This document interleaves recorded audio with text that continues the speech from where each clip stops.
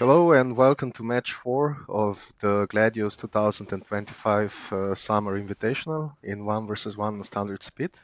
Today we have a match against two old school veterans, Exarsist who who is playing as Admech and BulkiVinkl who is playing as Necrons. And I'm Patuljak, and with me today are Red Lagger and Thentox. Hello. Hello. Who just said hi. So on this one, we were caught on the scheduling a little bit out of the blue, so I'm in the middle of preparing lunch, so I'm just gonna let Thentox and Red Lagger do the beginning phases.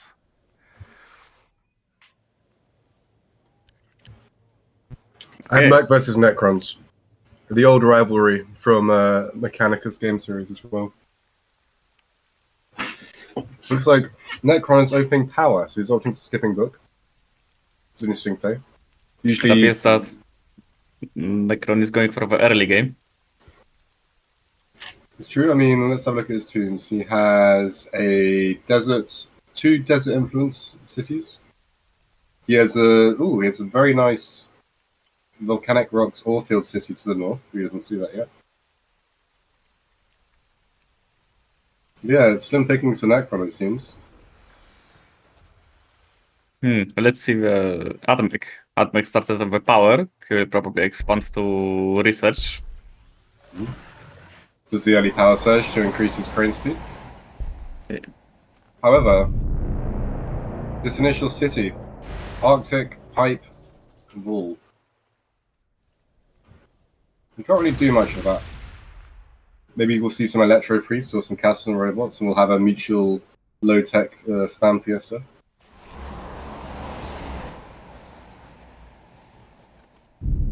I mean, he has options to go infantry here, but his permutation pools in Arctic is not a huge food bonus. He has an Orfield of rocks, which is nice, but it's quite far forward. Both players don't seem to have particularly juicy locations, so we might see something unorthodox here.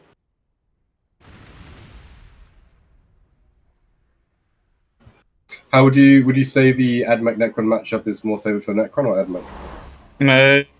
It depends on what Admech goes for, but I would say it's not Admech, the Necron goes. But I think it is Admech favored.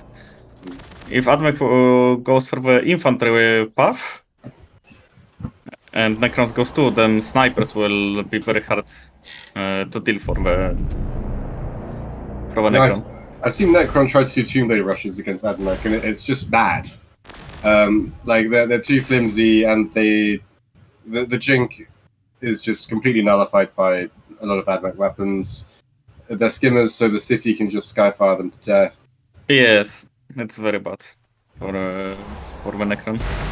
The vehicle path for the Necron is very hard against Admech. Yes, because they're all skimmers. And Admech vehicle has a lot of skyfires to nullify this, and they have a lot of range damage bypass to ignore the jinx. But in this position, if you're skipping book, I mean, infantry rush with Necron is unless he tries to. But also the Admech city is range 3, so you can't just chip it down with death marks either.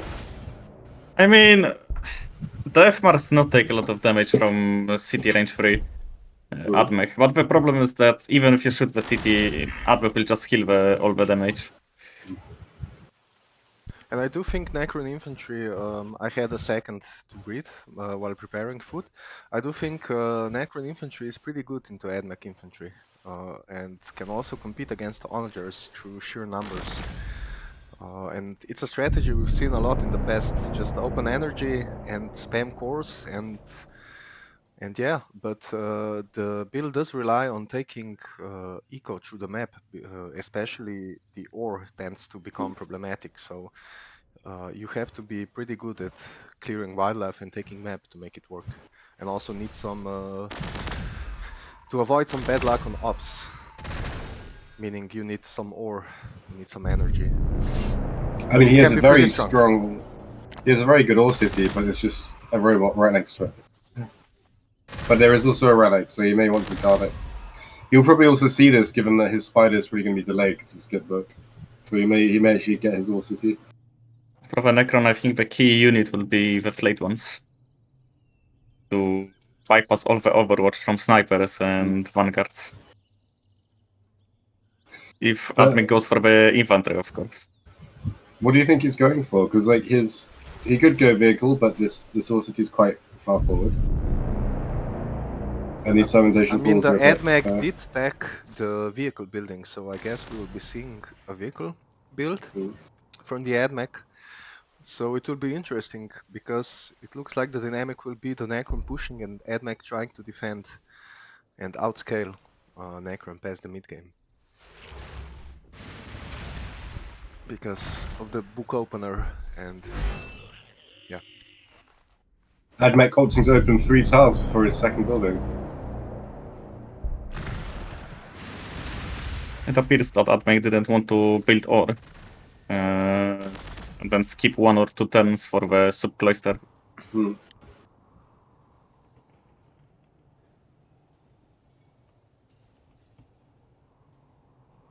Yeah, and you do need the tiles as Admech later on, so it's not like it's gonna hurt. It's just some influence, early influence upkeep to pay. And you do see it often when factions start with 40% science and can get a tier 2 builder. You just do a book, take the outpost if you're fortunate enough to spawn next to it, maybe take an extra tile and just go straight for the settler. And it's an extremely fast expansion.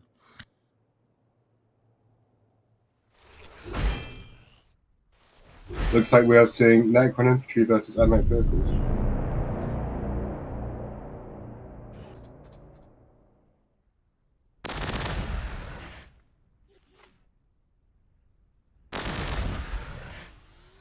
So yeah, both of these players have been playing for a long time and have also played a lot of standards, so I expect to see a pretty good match today.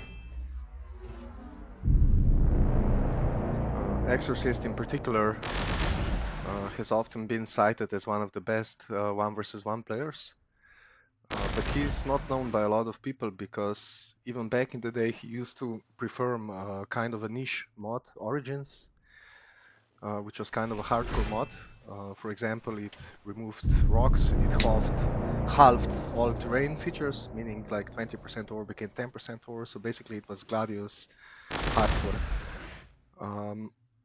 But yeah, that's why not a lot of players know about him. And BulkiVinkl is also someone who has seen a lot of actions over time, and is also a very known and skilled player. And I do know that Exarsist is more known for his Tau play, which Tau got banned by BulkiVinkl this game, a respect ban. But while BulkiVinkl does main Necron, or rather has played a lot of it, I believe. I don't really know how much Admech Exarsist has played, but I guess he's proficient at it since he picked it. Yes, I fought Exorcist once, I think in a 3v3, like in a lane where it was a tile mirror, and I got absolutely picked apart. Like, it's just the positioning and the timing of everything was just on point. So not surprising he's had a tile ban. Yeah, I mean, we do see a lot of the more experienced players go for fun builds in public lobbies, so I'm excited to see what kind of sweaty builds these players cook up. I was kind of surprised because I often saw Exarsist going for the Tyranid, where he played Tyranids a lot. Yeah, I think he's played a lot of Tyranids as well, but like I said, he's most known for his Tau play. I think that back when Tau first came out, he was dominating pretty much everyone with them and gained a lot of respect. But that was back when Tau was still a faction to be feared. Nowadays it seems it's a little bit of the opposite. At least on the fast speed, it's still a little bit different on standard. BulkiVinkl loses a Necromora to a Robo. I mean, thankfully he's gone for a very strong tempo build, so it's not as damaging, but it still kind of sucks on standard to lose a clearing unit early. I mean, playing against Admech as most factions, what you want to do basically is some kind of pressure build, right? because Admech outscales pretty much everyone given enough time. They have some of the best late game units available. They have one of the best ecos. It does look like BulkiVinkl is gonna lose one of his Necron warriors. The second Overextended a Necron little warrior. bit. A Second one. Necron warrior. Yeah. Oof. The Vested Mafia strikes again. It always collects its debts. Yeah. It does not show mercy. It does not show lenience. Scary. But you know, on the flip side, at least his ore is better now. And he does have those extra cores. Yes, but the purpose of the extra core is to give you more units, and he's already lost 2 of them. So, I mean, I guess you could say it matters less because he has 2 cores, but... Yeah, I mean, it's certainly not what you want to see happen, losing 2 units early on, especially in a competitive match. But, you know, it does happen, and it's not the end of the world. All it takes is some good trades, and you're on even ground on the opponent, as if you never lost it. And looking at his ore, like I said, he doesn't really mind it that much. He even opted to build a population. I'm assuming he wants to use that influence to rapid rise some stuff early on. Now, Admech, even though he takes vehicles, looks like, as I said, he's going for Electro Priest because he started on the power. So he's really going for a kind of... I see Colosseum do this a lot, which is where he kind of goes Electro Priests with either Dune Riders, like early game. Actually, I think Colosseum did say he learned it from Exarsist as well. Yes, it's a transport Electro Priest build, going into Onagers late. Yeah, I mean, Electro Priests are a unit that demands respect. It's hard to remove, even for dedicated anti-infantry solutions, when they have their buff up from finishing a unit. They're cheap, they hit pretty hard, especially if you tech into it. So priests can take you a long way, in my opinion. And he does seem to be adding a 3rd cloister. So 3 cloisters. I'm in the finishing phases. I'm just making some gnocchi with tomato sauce. I'll be back in a couple of minutes, and then I won't have to cook anymore. The lunch of champions. I am sorry, I am eating too. That's why I'm silent.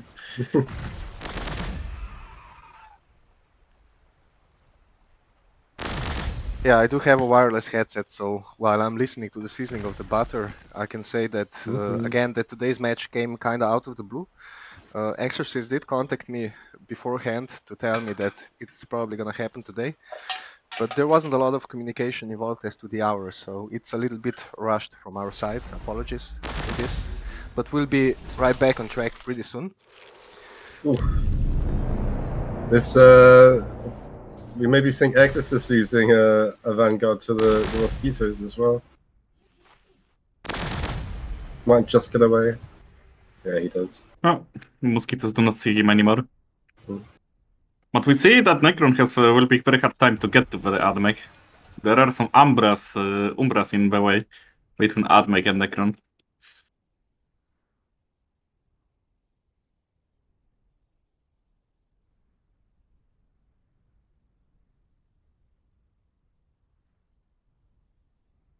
Now Necron skipped book, but he's lost 2 warriors. Whilst Admech has already settled his 2nd city, and Necron hasn't even unlocked his spider. Yeah, he's gonna have to leverage that early army even more now to gain some advantage to keep himself in the game, so to speak. But Necron core opener was quite feared back in the day because when backed by good tombs and some tactical rapid rising, it can be quite a scary tempo build. Less so against onagers, admittedly, since the heavy hitters in the early game, heavy destroyers, get handily countered by them, but it's still not something you want to see breathing down your neck turn 35, turn 40. Admech with a book opener does need some time to get going. And if he goes for heavy priest play and the Necron goes for some flayed ones, I think flayed ones should trade pretty well into those. What do you think? Sorry, I was getting distracted by Bulky nearly losing a third Necron warrior to wildlife. What was Yeah, that? Flayed ones would be pretty good against Electro Priests. Flayed ones have a lot of attacks, but no armor pen. And the Electro Priests yeah, I believe they have 0 armor. So it should be good. But Necron Warriors maybe are good enough to do this, Joe. Yeah, I see a lot of players just when doing low science infantry builds as Necron just prefer to make Necron warriors. I've also played a lot of 1v1 versus Exarsist in the past years ago, and I do remember him utilizing and building Necron warriors as well. So it might also be a Russian meta kind of thing, because today's players are, I believe, Exarsist is Russian, and I believe BulkiVinkl is Ukrainian. So they are both, how to say, Eastern Slavic. Is there a more appropriate word for that? I don't believe Sure. so.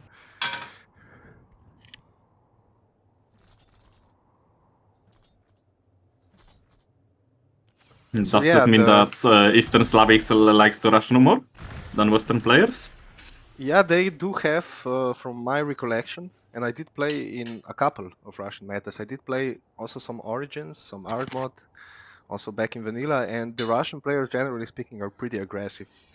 They're also usually pretty competitive, so as in play with a competitive mindset, and also don't give up easily. So, like the players who know Colosseum and his tendency to not give up until he's basically with 0 units on the field, that's pretty much par for the course with Russians.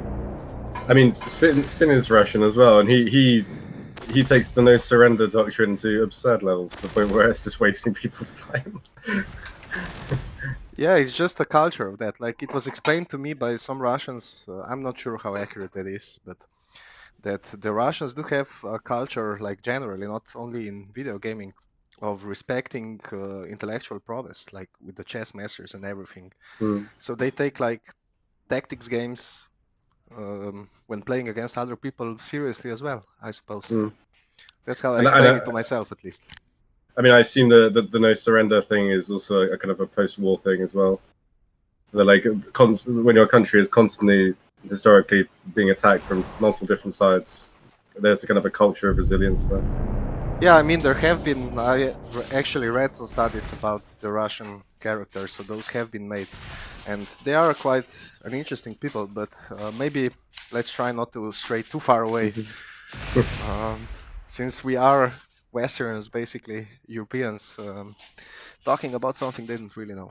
But it's just to spice it up a little bit while we wait for the players to sort their early games.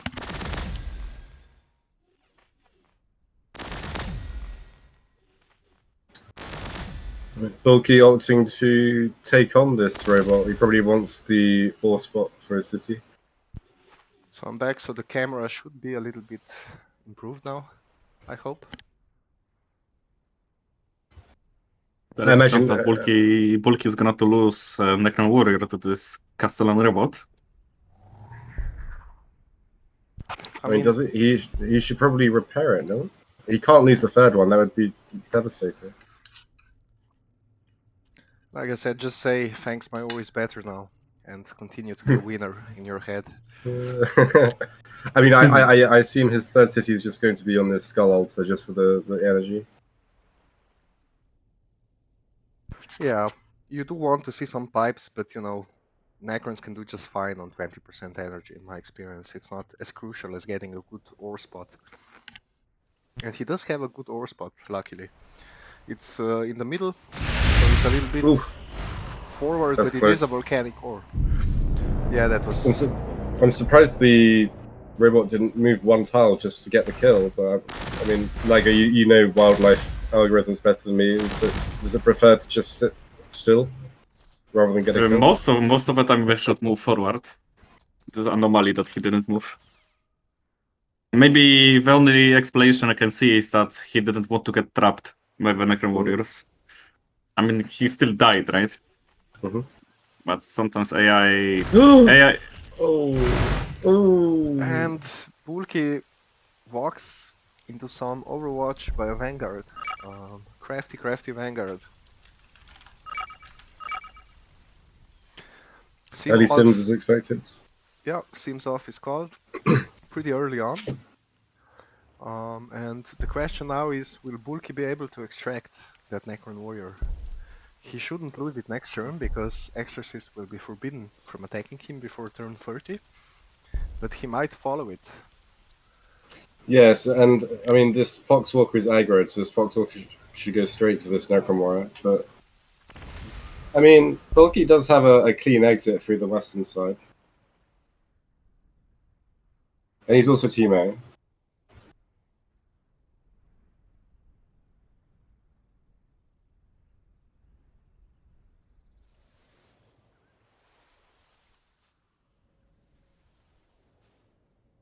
So yeah, even with losing the two Necron warriors, Necron does seem to be quite a bit heavier on combat units right now.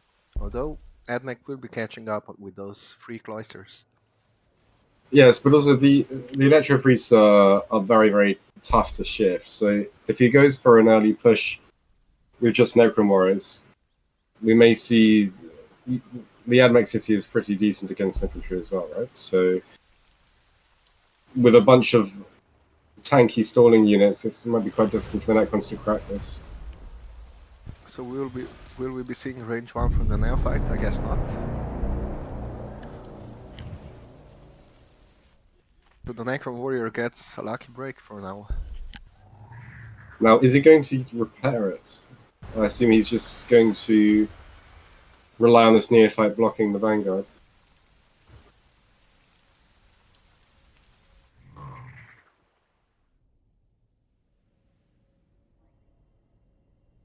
On the other hand, Exarsist does not know what is behind with this Necron warrior. There might be as well a huge army of Necrons, right? Mm-hmm. Yeah, but BulkiVinkl does seem to be having some issues with his early eco. Had to make a break in producing units. Also, his ore apparently fell into the negative, which is why we're seeing the weird population numbers on his cities, or rather his main city. So yeah, not the best start, all things considered, for our Necron player BulkiVinkl here. But you know, losing 2 units and having some early issues is not necessarily the end of the world. What matters the most is the engages. He did not opt to go for the flayed ones, which is getting flayed ones is a little bit of a bother, especially considering you do want the ore tech on tier 1 along with core refinement to get that extra production on your barracks. So I guess he decided to go for the ore and just keep flayed ones. And I guess it's the safer decision, since you don't know what you'll be playing into. He didn't know that he would be facing Electro Priests or Vanguards. And like into Robo Chickens and Onagers, they probably don't do that well. Necron Warriors probably do a little bit better there, so could also be a little bit of predicting from BulkiVinkl.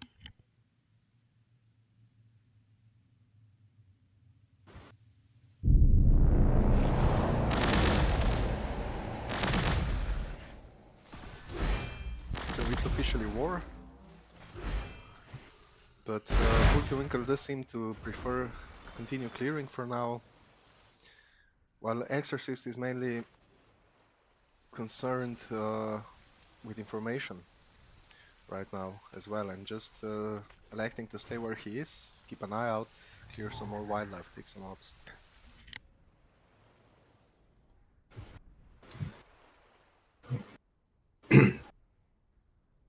Man, Bulky is not going to be able to settle for 2 turns. And he can't produce for 2 turns either. Oof, that's rough. He will be able to settle next turn with 80 energy. But yeah, the eco issues put into question the whole core opener strategy, but that's just how it goes sometimes. Sometimes you just don't get what you need for the map. Have some bad luck, lose some units.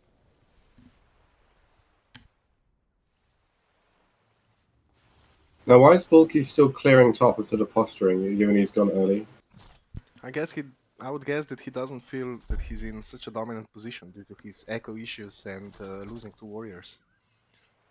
And I mean, not opening book does mean that your expansions are delayed, so you're missing out on some resources, early resources there, but science-wise it's just a 6 science difference, especially if you're not starting on any science bonus, as was the case for BulkiVinkl. So it does even out. You do have a later timing on some stuff like extra infantry armor and Praetorians, but non-book openers can play relatively normal infantry later on as well. So I think that BulkiVinkl might just be thinking, okay, I think aggression might not work out, at least not at this stage. I'm just gonna, eco up, take some ops, build up my cities, sort my issues back at home. Which, admittedly, not something you're very enthusiastic to do against Admech, but Necron has his late game as well.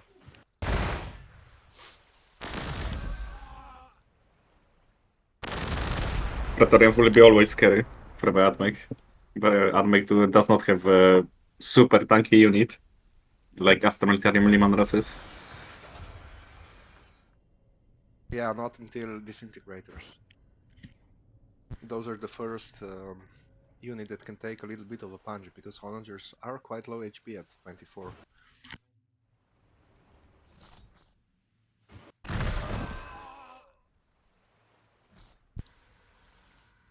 So Thentox has actually elected to be here even though he has a date. So we commend him for his what's the word in English? Commitment. For his commitment, yeah, sure. Women are temporary, the war is eternal. Gladius before hose, you mean? Yes. No, just joking. Respect women. He's your mother, stuff like that. As a perennial women respecter, I concur with the sentiment.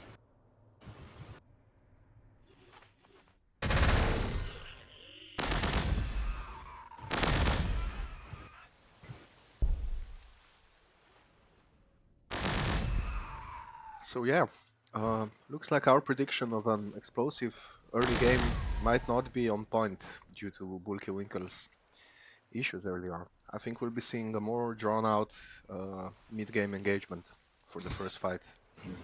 Yes, so this favors Exarsist given he's on the 40% science. But the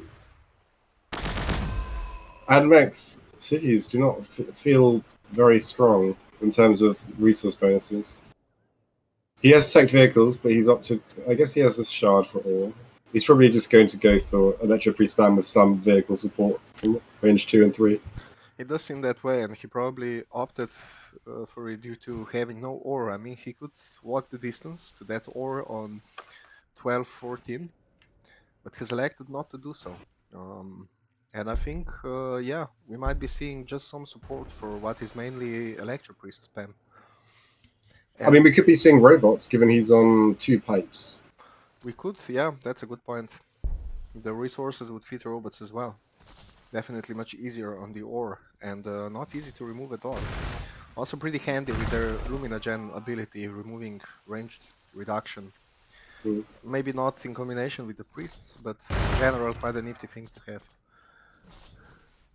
And I mean, you're going to be seeing a very tanky infantry with a very tanky vehicle versus a faction with auto repair and instant repairs is going to be a very long fight. Yes, a very much attrition-based playstyle.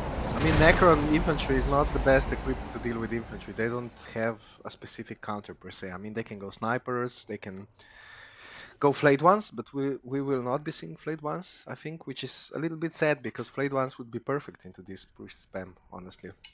Probably the best low-tier answer that Necron has, because on high tiers, yeah, sure, Praetorians can fight, but like price comparison-wise, priests are gonna be out-trading those.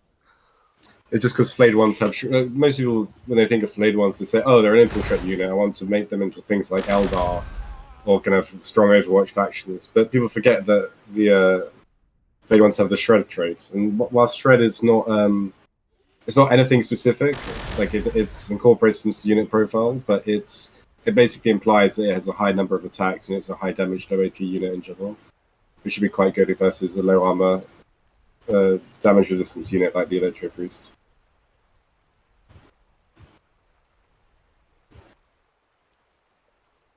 Yeah, I am checking combat him right now. 10 attacks, 2 damage. With one armor pen. Yeah, Increases damage by 33%. I mean, like, these tooltips are basically fluffy. Like, they don't mean anything. It's just a little kind of visual pointer to say this unit is a high damage, low AP unit. I mean, like all tier 1, tier 2 units, etc., they suffer on fast speed from being outscaled pretty fast. But on standard speed, flayed ones were seen much more often than on fast. Because they are actually not a bad unit. They just don't perform well against tier 6, tier 7. But up until that point, very good. They have infiltrate, they shred low armor targets. They are a little bit on the slow side with movement free. I mean, I guess that's average, but it's a good package for the price, the tier, in the right matchup, of course.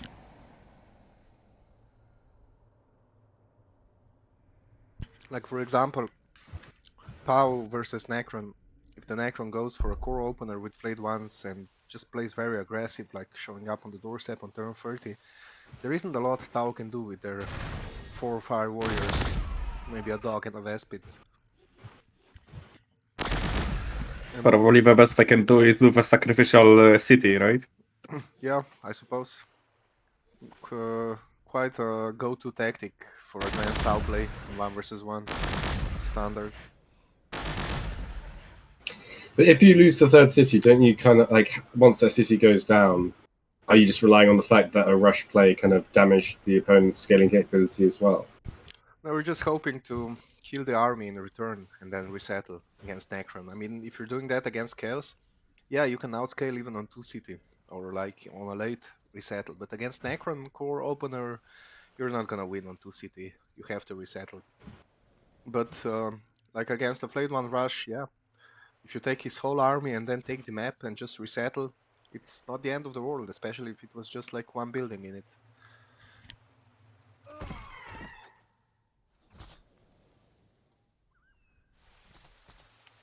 Like, cities actually get value when they get to build buildings over an extended period of time. If there's one building in it, it's, you know, it's a very expensive bastion, but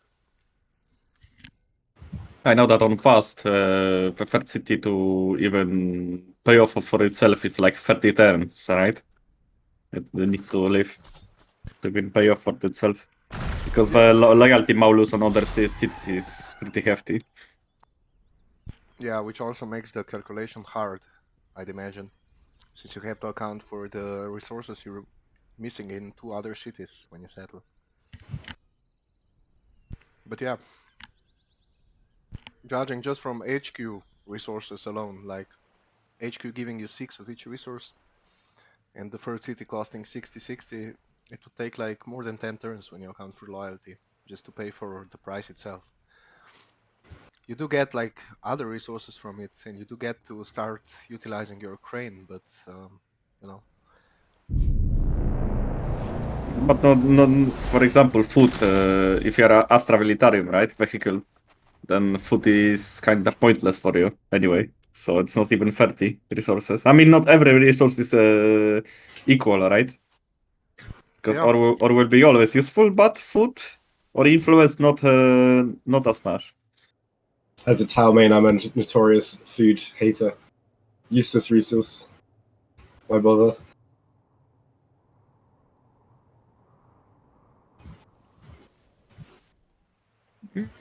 If you opt for the infantry only path, then making food is pretty good.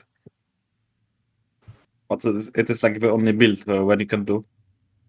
Patuljak might comment on this more. He's more experienced with this build. Which build? I was eating. Sorry. The infantry path for Vetao only. Yeah, I mean you don't build. Oh, only infantry. Yeah, but it's like I don't think it's very strong. It's just what's the word? It compounds the issues that Tau have. Because sure, you do get anti-armor solutions, but those are broadsides who are tier 7 and have to stand still or be supported by Fireblade or both. Or Stealthsuit, who are highly counterable, so highly dependent on the matchup. And in my experience, there's just too many bad matchups for Tau Infantry. But that said, you can go for it because you can build a double foot if you get good foot spots in all cities and have enough to keep an infantry army going without buying any influence for a long time. And it also lets you, for the most part, ignore energy and do late influence, do late wars, and just focus on food and barracks. So that's the good side. It's a pretty streamlined build compared to a mixed build, but I think Is this possible to do a rush build with this? I suppose you can rush. Fire Warrior EMP rush is actually quite strong, as is if you mix piranhas in with it as well. It's just overwhelming chip damage. You just have so many drones occupying hexes. Yeah, I mean, I guess you open influence, mass convert, do 2 barracks, then do maybe some expos, and just push with imps. I've been on the receiving end of this as well, and as funny as it sounds, like Fire Warriors rushing, get out of here, it can work. It's also pretty effective because it's basically a double army, right? Because you have each of these units has drones, and you do convert. So you can kind of weirdly, even though Tau is usually known for having lower troop numbers or delayed production, you very early you kind of actually have a bigger army.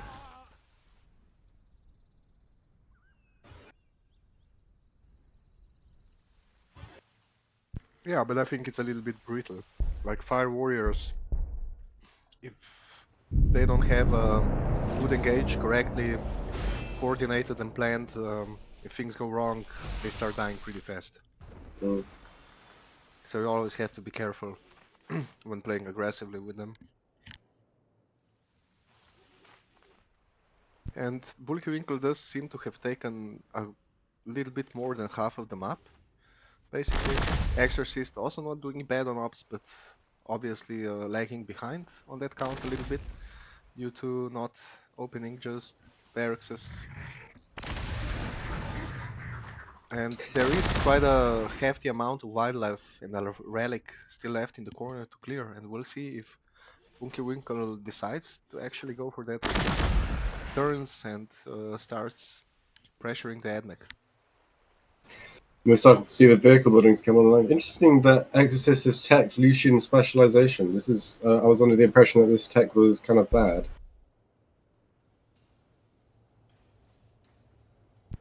I mean, maybe I don't play a lot of Admech. Maybe Lagger has something to say about it. I didn't play Admech too. It's hard for me to comment. The bonuses are small, yeah, but it could just be a tech conveniency thing. Like no other tech to get, I guess I'll just get this. But yeah, without good knowledge of the Admech tech tree, it's hard to say. I did play them to some extent, but quite a bit of time ago. The voice lines are very cool on that. This is the main appeal. I mean, they were said to be a very interesting faction, but it's complicated.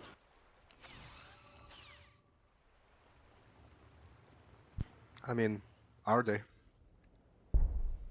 Well, what makes you say that they are complicated? I'm just curious. Just like I mean, I don't know enough to make a definitive statement, but like there's a lot of kind of eco subtleties to them. Like a lot of, for example, little bonuses or like monolithic buildings, these kind of things. It's hardly CSM, right? So what probably Thentox means is, for example, sometimes you do not build because Admech has this ability where if you stack same buildings in one tile, you get better bonuses, right? But maybe, for example, you do not expand like in Capital, where where Exarsist expanded his 4 tiles to build corresponding buildings. But for example, you are preparing for the rush, right? So you might want to build book and maybe even settler on one tile to get everything going faster in like 3 turns. Of course, it means that you will have worse scaling, right, in the late game. Well, they're the inverse of Tau, right? In this respect, they want to stack things together, whilst Tau wants to spread them out.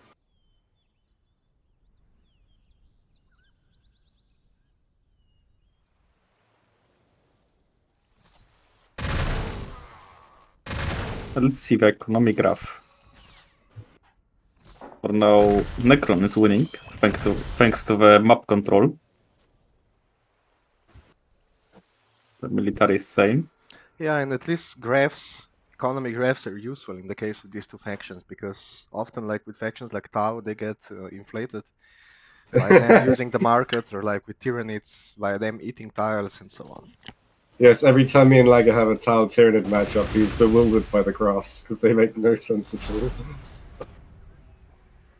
Me with 20 pops, slightly better eco than 45 pops. Yeah, but in Tyranid case, it's more like you have slightly less wars bonuses than any other faction, right? On the resource buildings. And you do not get any bonus from the rocks.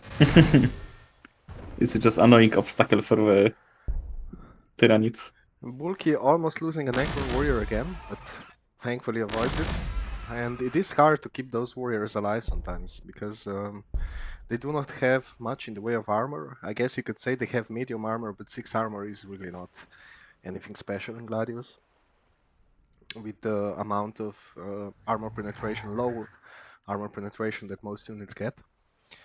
And yeah, they just tend to be a little bit on the flimsy side, even though their damage can be quite high due to the Ghost trait and quite versatile.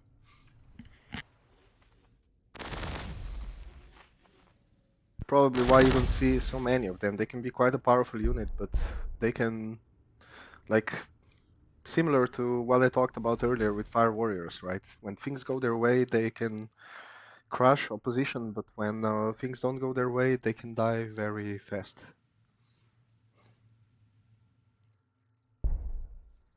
And it's just, to some extent, that's just the nature of the tier 0, tier 1 units, I suppose.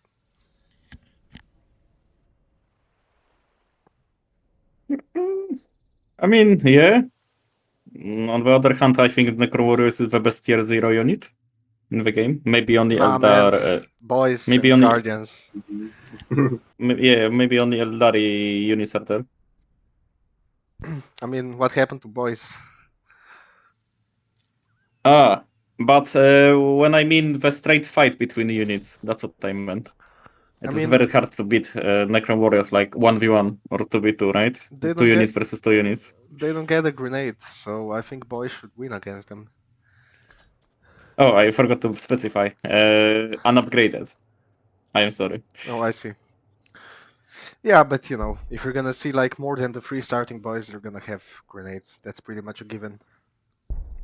That's true. But I do see your point. I do see what you wanted to say. Without using any abilities, they are one of the most solid basic units, yeah. I would agree with that. Now, Exarsist called Sim off, but hasn't bothered to contest these outposts at all, and this relic in the middle is completely wide open. Yeah, I think they just want to, like, one aspect of it is playing some mind games, like, they don't want enemy to know when they're coming. And they also want, I think, to have the option open to engage if they come across something, because remember, these are very old players, and back in the day we didn't play with Simon, we just took turns from turn 1, exchangingly. And like, when you first met the enemy, it was very likely you were gonna fight and someone was gonna lose some units, and that just, to some extent, that goes away when you play with Simon. And those engagements can be quite decisive sometimes, from my memory. So I think it's also a part of that is just they want to keep that option open, maybe. Now, why do you think Bulky has opted to get a spider when he doesn't have scarabs or vehicles? Maybe just to remove terrain, and it's also a pretty serviceable combat unit. It's always nice to have one when you need some line of sight and you gotta remove some forest.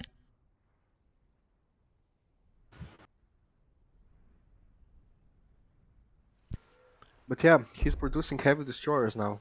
What do you think? Heavy destroyers into mostly priests? I mean, we're seeing an Onager very soon.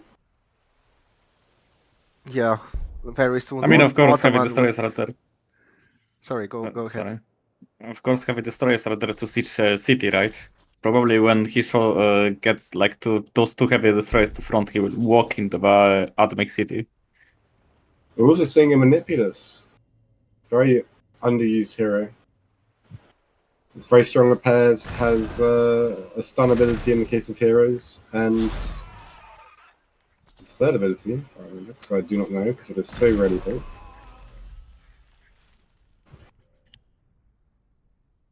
In the bottom, left, right corner, the Data Smith, surviving by... Oh! He got assassinated by Vespids. Man, Vespid's really the strongest player in this game right now. Assassinating the units left and right. Yeah, they have the highest kill count for sure. Level 6 Vespid's in the corner, no joke. Yeah, these guys have been through some shit, man. Off screen, of course. But The Manipulus has an armor penetration ability, so maybe this will be useful on the... That's why he's making them with the Electro Priest. Or he's just using it for the double heal and he just wants to bog down Necron in a protracted engagement.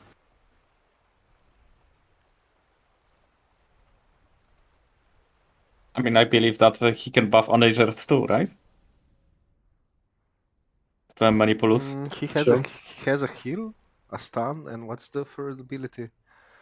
Armor pen Armor on pen. Yeah, every weapon. yeah, it works on vehicles as well, from my memory. But yeah, not a very popular hero nowadays. I haven't actually seen one in quite a while. And it does seem like Exarsist got a nice suite of items. He has some bracers, Entropic Cloakum, a stun grenade, and Volcanic Shroud, along with some influence to spend. So he will be able to buy some gear for that hero. Now, why do you think he's opted for a Manipulus over, say, a Dominus, which can also hold its own in combat? Maybe just tech conveniency. But it's really hard for me to comment, not knowing exactly how the tech tree looks. But He's I do a remember. chunky boy. I do remember back when I played Admech, which hero was most convenient to get tech-wise changed depending on what build I was doing.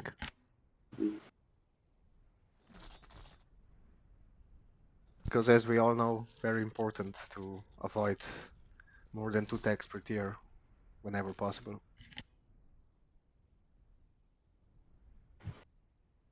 We see that the enemies are staring at each other, staring.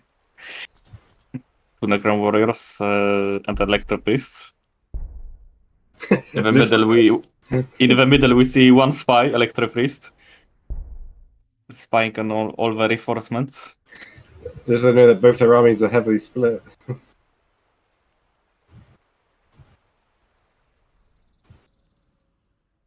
Yeah, I don't think anyone is ready for an actual engage. They just want some information on what's going on, maybe look for some safe picks if those come across. But I think they just wanna stay up to date, and I think BulkiVinkl sees that bunch of neophytes. He does see the relic, but probably knows that it will be quite an effort to clear it, so I doubt that he will elect to actually go for it. I think we will see him converge his army on the middle and try to poke into Admech defenses. Because looking at builds, I think Admech will be content to sit back until he has the hero on the front line and maybe an onager on the field. What's interesting about standard speed is these kind of quirky builds where you have kind of, I guess Electro Priests are kind of seen as like a trash unit. or like a kind of a chaffy, where on fast speed these things become irrelevant basically immediately. If we're on turn 40, we'd be seeing tier 7 units out by now. I mean, tech priests. And we have like this underused hero, this kind of attrition unit, not much killing power, and you can just use this for a long time to just chip away. I mean, he does have science, so if you do get the upgrades, the chants and whatnot for the priests, they become quite a respectable unit for what they actually cost. And I mean, Exarsist has not made any food. He is just relying on the food his HQs and ops provide him. No, he has made food. He has two farms. Oh, I missed that. Okay, I take it back then. But yeah, he didn't settle any food. He knows that with 2 upkeep and a split cost between food and energy, he will be able to keep producing Electro Priests all game with minimal infrastructure compared to some other infantry builds that require you to go much heavier on the food.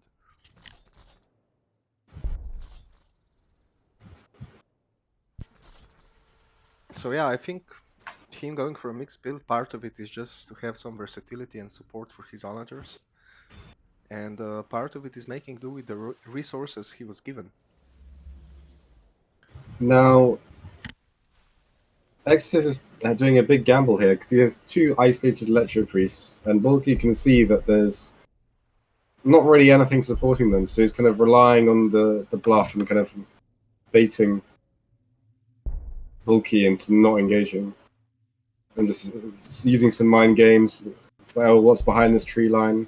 Are you sure you want to find out if you hard commit on this very difficult to kill unit? Exorcist. I am not sure if Necron Warriors can even kill 1 Electro Priest. Those 4.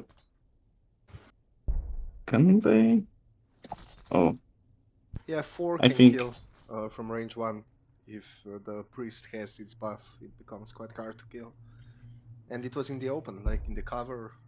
It's, yeah, good luck. Good luck. I think his composition really wants some flayed ones, as weird as it is. Knowing that you're playing into priests, what's your best option as Necron infantry? Like, maybe you could go for raids, try to assassinate the priests in the back, try to isolate the priests, the Electro Priests, and wear them down over multiple turns, and maybe that's what we'll be seeing from him. Maybe he's just waiting for that raid tech.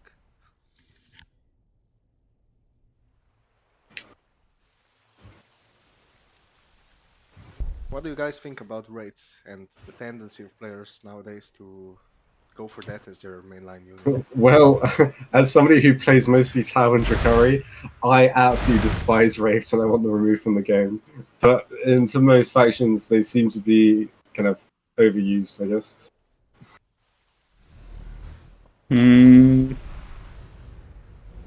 I will be honest, I do not have huge experience with people spamming Wraiths. Every time when I am against Wraiths spammer, I am playing as Astra Military Vehicle. And Devil Dog is surprisingly very good unit against Wraiths. Because Devil Dog cannot die to Wraiths, but you free shot the Wraiths instead. Not instead, but you know. If you're Astra and you're in the middle of a map, the Wraiths can just ignore you and just snipe your cities, no? I mean, I can just walk into the enemy Necron city then and then just, poking this, right? Start. But the Wraiths can get to your city much quicker is the problem. The thing I don't like about Wraith gameplay is it basically becomes a city snipe trade race. And it's just, it just doesn't feel like a good time. I mean, on fast speed, their damage gets gated, or rather, their ability to actually kill units pretty fast. Because they're not killing a lot of tier 6, tier 7 units on their own. So, I think the window to actually trade with units is open longer on standard speed, and you can get more mileage out of them that way. I had a game versus SSD the other day where I was just hardcore turtling in my city as Tau, perfect triangle. And like at turn 55 or so, he had 15 Wraiths and he just completely rolled over me. There's nothing I could do. Was Yeah. this standard or fast? Standard. Yeah, into low armor matchups, they can be very brutal with their combination of mobility, survivability, and decent right click against low armor. Depends what are low armor. Guardsmen are kinda good against the Braves and Tempest Science. Yeah, you probably need what, Mm. 3 raids to kill one or even more on 1 Yes. morale. Yeah, and then Tempest Scion, I believe that 3 shots Braves in the open. Yeah, that's good. Yeah, I think And raids of course, excel into matchups where they can actually two-shot units. like for example, Tyranid Ravener. Then Raveners have very hard time to deal with Braves. Yeah. The only saving grace is that Tyranid will have a lot more Raveners in the first engagement compared to Necron. Yeah, and I think raids probably also have issues killing Raveners. You probably need three raids to kill one. It's 2. It's 2? Yeah. Yeah, that's favorite for raids then. Almost assuredly. Ravener can only two-shot raise back if you have upgrades at tier 4, the Giga Borer, and tier 6, the armor pen on melee weapons. Then you are just you have just enough damage to two-tap the Braves, if you are same level, of course, right? If there is at least 1 level difference, then you need 3 hits to kill the Braves. And But does okay. Sorry, go ahead. Finish. everything changes when the Braves get the armor, extra vehicle armor. It's kind of funny that they get vehicle armor. Like, look at me, I'm a vehicle. Yeah, running around through forest. And BulkiVinkl does seem to have opted to clear his corner, probably wants that relic, which confers to me that he's probably thinking, okay, I didn't do a book, but I can still scale pretty well. So I'm just gonna go into my mid game instead of using the core opener to try and rush or do some sort of rush, which is valid in my experience. Like I He's said, at plus 28 science. It's not terrible. yeah, like I said, the plastic science on the book is nice, but it's a little bit overvalued sometimes, I think. Yes, because you can just find a research outpost around the game. Yeah, Around the map. and you can just build more barracks if you're Necron, and also some other factions and get science that way. So, in the end, like, yeah, you're obviously getting less science than a book opener, but not that much less. Like, Necron can still function normally tech-wise and tech their high tier units even without the book. Like maybe okay, it starts to become a little bit tedious if you want to actually go into Catan and stuff like that, but up until that point, it's not that much slower. In this game, it will be difference between Exarsist having better army, but BulkiVinkl will have bigger army. I hope he's amused by that BulkiVinkl. Yeah. Yeah, I mean, I'm not That's actually also sure how it's pronounced and what it means, so yeah. I mean, a winkle in Britain at least refers to the male part. So maybe he's referring to a bulky version of that. What a male part? So as in Yes. a penis. Yes. The fabled interesting. schlong. I mean, schlongs are a favored topic of many male, interestingly. So Yes.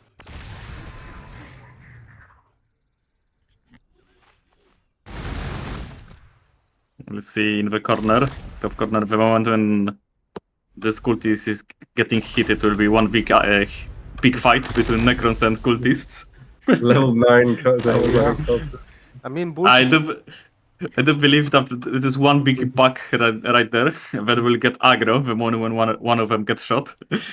I mean, it looks like an actual army stacked up like that. It's like, you know, bulky core opener against wildlife messing up in the corner. Necron Armory, what bonuses does it give you? It gives you loyalty and influence? Power. Energy, Wow. yeah. So, weirdly, if you're going the vehicle path, you need a book, maybe 2. And the vehicles seem kind of worse than infantry nowadays. So it feels a bit like a no-brainer that you can get map control and have a better army. Yeah, I mean, in standard speed, its mixed builds are gonna be a little bit slower to get off the ground, and I don't think you want to go vehicles against Admech that much anyway. Yeah, he's making a race now, at least.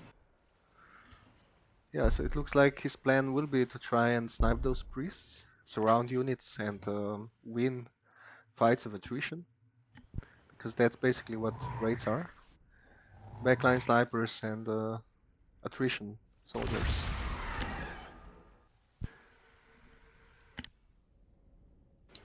But I think it's a decent choice into Admech, considering the matchup. Like, you can't really spam Heavy Destroyer. How do Rangers do into Heavy Destroyers? They probably do pretty Imagine, well. They are very good. Yeah. imagine they Yes, absolutely yes. destroy them. And that's funny. The funny thing about Necron Admech matchup is that Admech cannot deal with Canoptech Wraiths with his infantry, with snipers. Snipers do not trade well into the Canoptech Wraiths. Because what happens is one Canoptech Wraith will tank Overwatch. There is a high chance that he will die, of course, right? But then 4 or 5 more swoop in, and they two-shot the snipers, right? They two-shot Vanguards too. So Admech will get instantly demoralized to red morale. But Electro Priests, I do believe that they kinda don't care about Wraiths. They do not take damage. The biggest annoyance of Wraiths is that they can decide where they take the Overwatch. So they're going to go into cover, they're going to go into an outpost. And they already have 33 invul, and they benefit from cover because although they take vehicle armor, they are tanky infantry. So they're high armor. They have like loads of resistances. They can dictate engagements. So relying on Overwatch against them is typically not as good as you'd think. Yeah, they're a unit that gives you a lot of tactical options, but it's not a unit that you can win with by just right-clicking better than your opponent. Unless you're versus Tau. Yeah, unless you're versus the right matchup. But like against Admech, you're still gonna need to outplay your opponent to utilize those raids very effectively.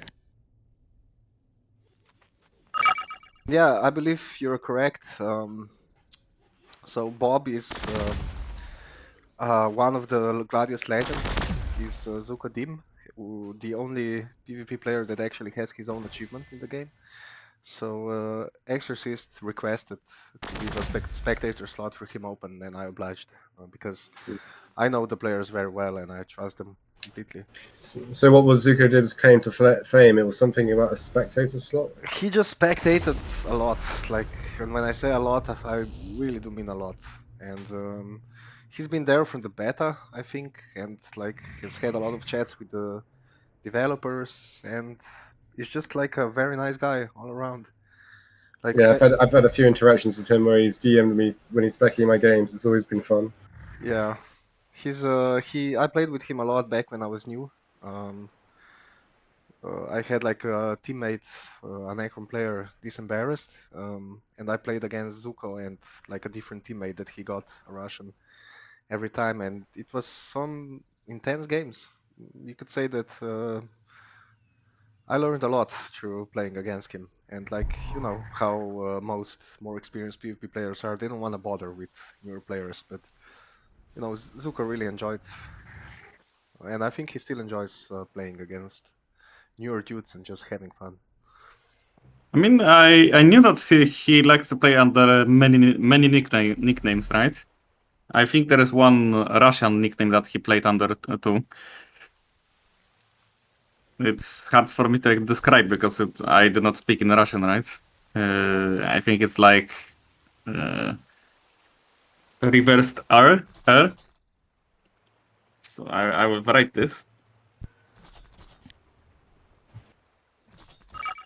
Something like this, but I think the R is reserved. Oh my god, I cannot speak. Reverse.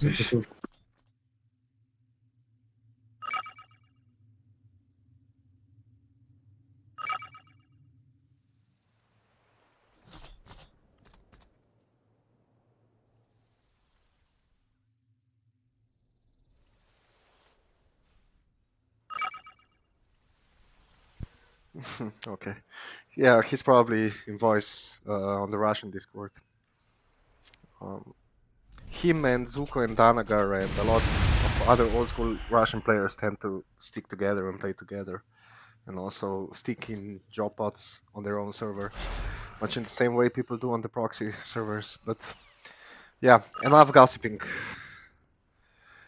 And they're gossiping about me or us. Perfect.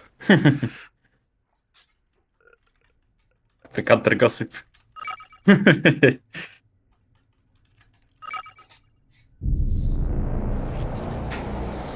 Well, there were Discord wars, Gladius wars, now YouTube wars.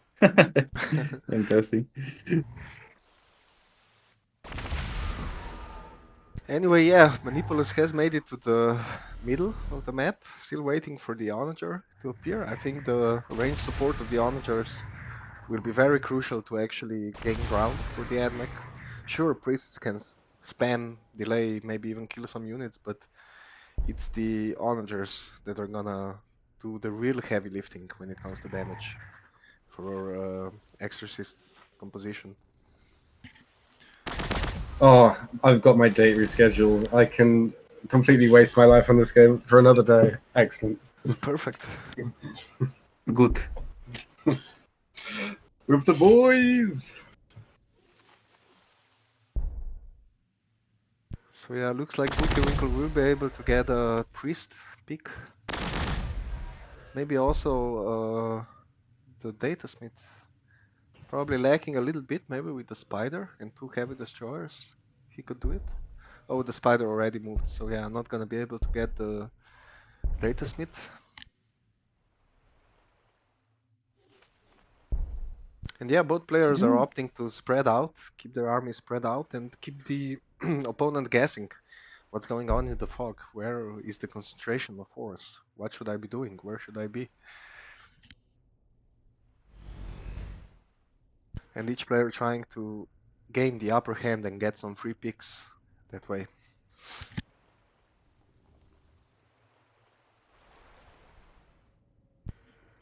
Like, in this matchup with 2 very competitive players, every unit can matter in the end. And I think that's what they're thinking about as well. Having played a lot of 1 versus 1 over the years, and also probably a lot of 1 versus 1 versus each other. So I think they should know each other's playstyles pretty well.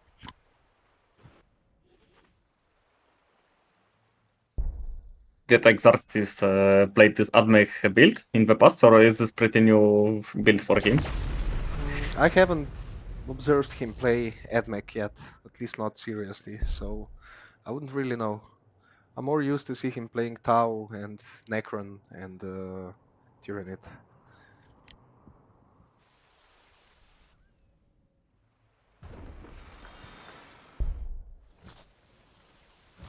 But yeah, Otaman said in his prediction about the brackets for this tourney, how it's gonna turn out, that this match that we're spectating right now was the hardest one for him to decide who will win. I'd like to think I gave someone a bit of a run for his money. Yeah, I mean, in the end he was right, but meanwhile, I think he was beginning to think that he wasn't right about this one. And he has, he has told me post game that Danagar was thinking about conceding, because just to go sleep, because he had job the next day and a family and all that.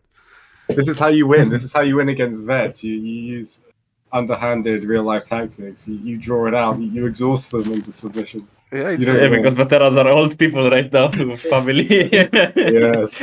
Meanwhile, me with no kids or wife, I can get the fictional trophy. Oh, you spawn children. Too bad for your Gladius career, bro.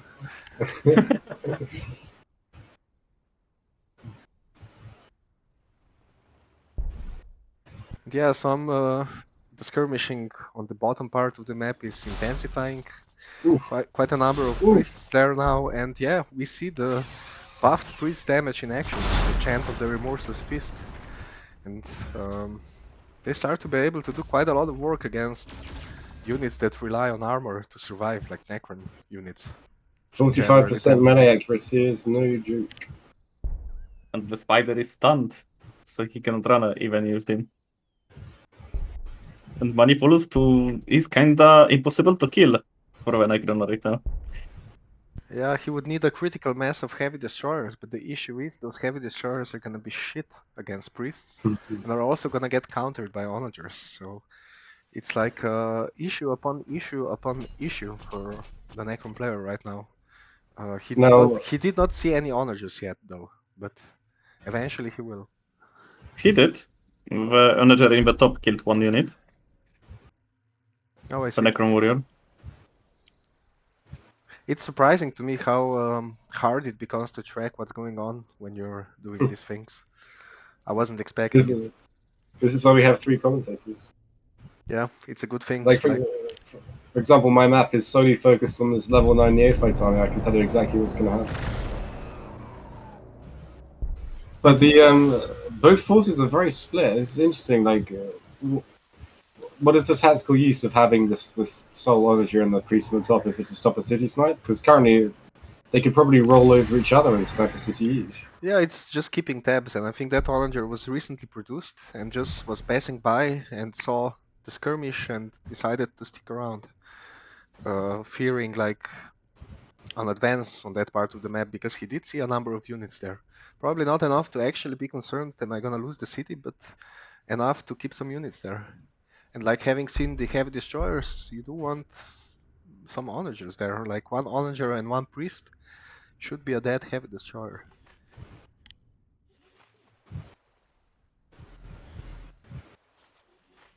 And yeah, raids also do not seem to trade that well into priests, because priests are melee, so raids do not get to stack ranged damage reduction on top of their invul, and they don't do that much damage in return. So I think this is quite a conundrum at this point for our Necron player. I think Praetorians do a little bit of a better job, but like price-wise, you're still trading unfavorably into priests.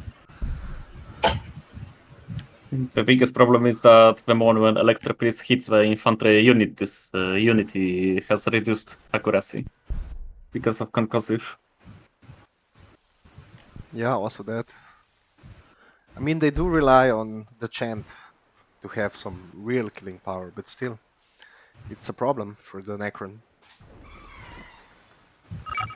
And I think, like, the BulkiVinkl picked Necrons and Orks for his pool of actions.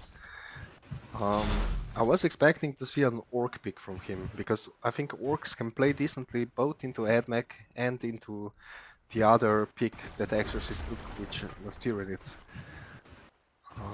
So I was surprised personally to see the Necron final pick for him. I do believe that if I was in his shoes, I would have picked Ork there. I agree. Better matchup for against both factions. I mean, Necron is good against Tyranids. I believe so. The Deathmark spam. It's not, yeah. Yeah, A lot of Deathmarks can mess up with Tyranids. They have a lot of options. They can also go barges, they can go for Praetorians, they can go raids even. Like Necron infantry in general is a very versatile build. It has a lot of unit options that are tuned to deal with a specific situation or specific unit, but they do tend to suffer when up against units that rely on Invul damage. Yeah. I still do think that Flayed Ones would be able to do some work here, although they probably get right-clicked pretty fast in return as well. So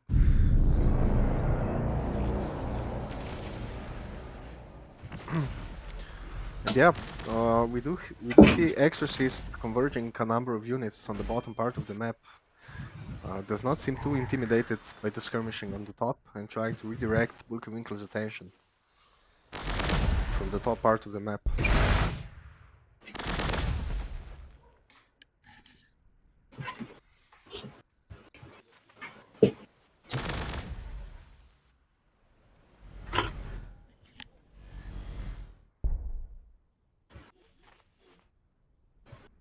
I expect it to be a real fight when the Exarchist get the 3 onagers.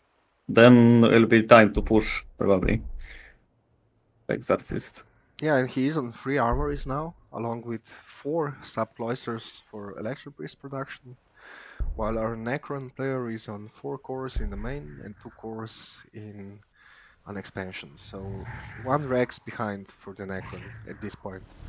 He does still have accumulated units from before when he had higher production than the Admech, but it's gonna start to even out more and more.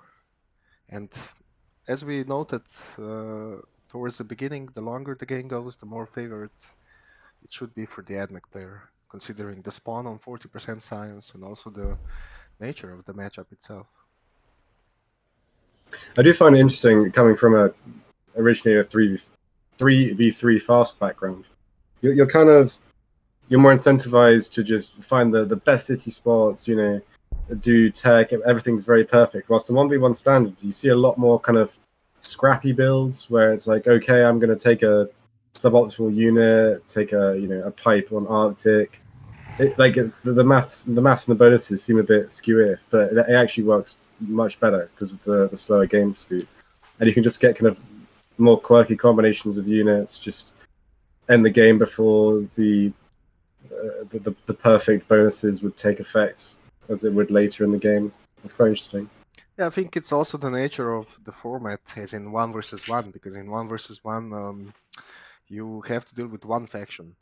Even in 2 versus 2, you have to prepare to be able to deal with a wide range of options from 2 factions when choosing your build. And part of it is that, and yeah, part of it is just standard speed, and the game actually has like a ton of units available between tiers 1 and 5 that do not see that much use in fast. Even if they do get built, their effectiveness falls off pretty fast. Which is the other part of the reason why you see more quirky builds in standard, I think. Or rather, also 1 versus 1. I do think, even if you played fast 1 versus 1, you would see more quirky builds than in 3 versus 3. In 3 versus 3, it's just more streamlined, I guess. Because you have ally that can help you deal with this threat, right?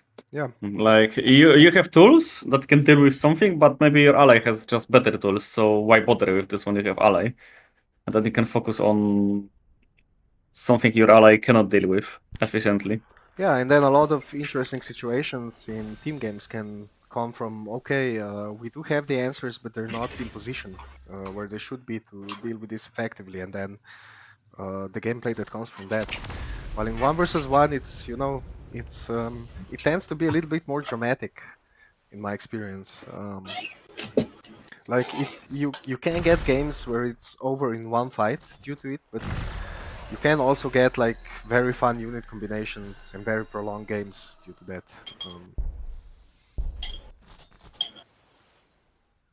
If that made sense. I'm not sure. Yeah. I'm not sure that it did, honestly. I think it did. I understood. What you were talking about? Sorry, I went to get my syrup. maybe Lagger can brief you if he feels like it. So, are you listening, Thentox? Yes, I have my syrup. I'm here. Okay, so what was Patuljak trying to say is that in 3v3, you have better. I mean, you do not have so many. I mean, you don't have to choose so many units because your ally is, for example, better at doing something.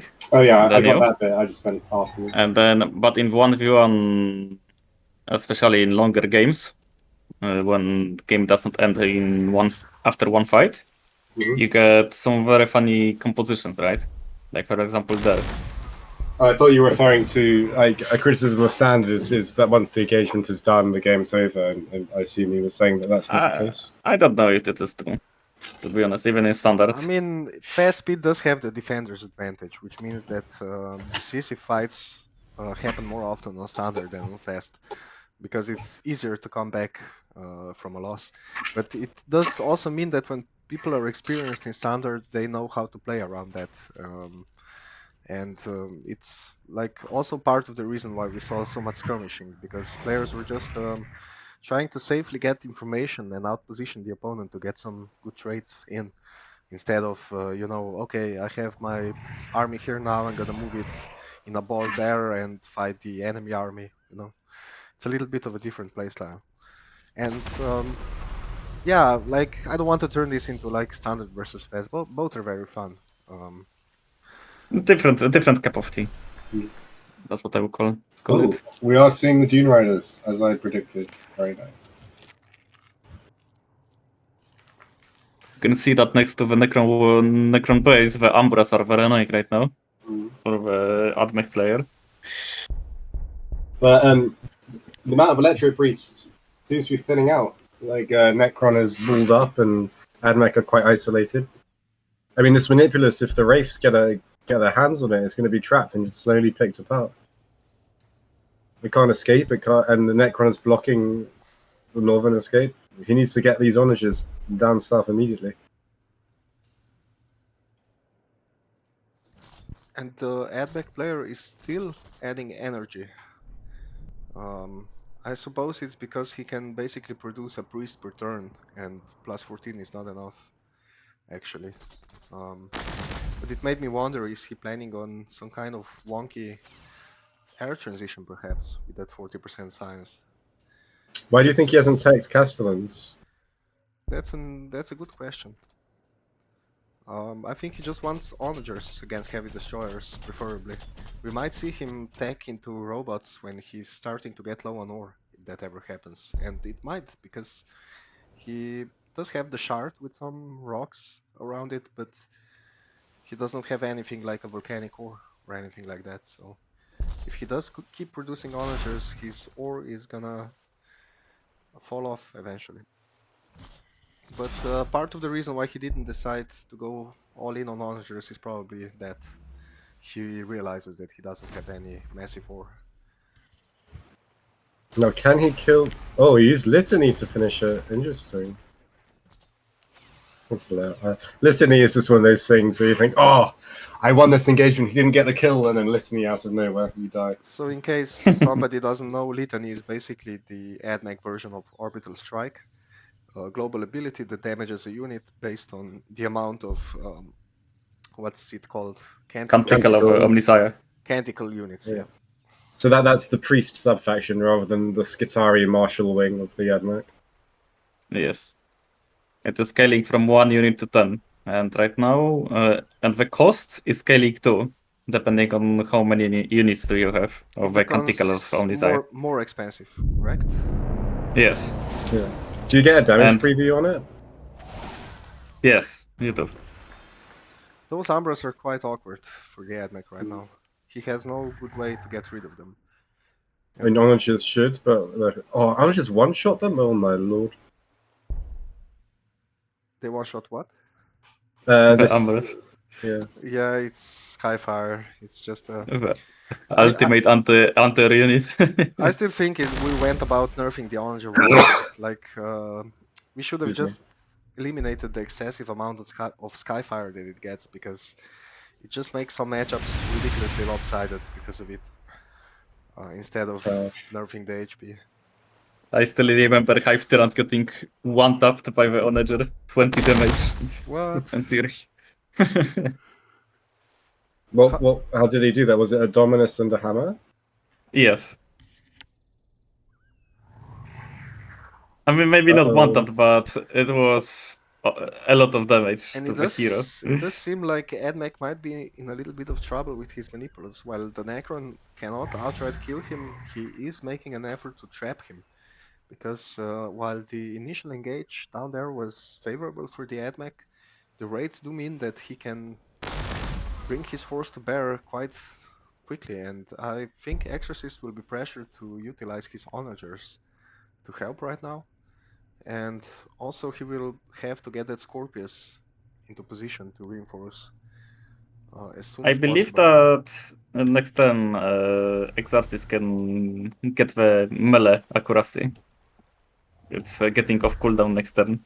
But I don't know. I am not sure if he should use this next turn. Or maybe just wait for the Scorpius first. This I data mean, set is he not long gets- for this world.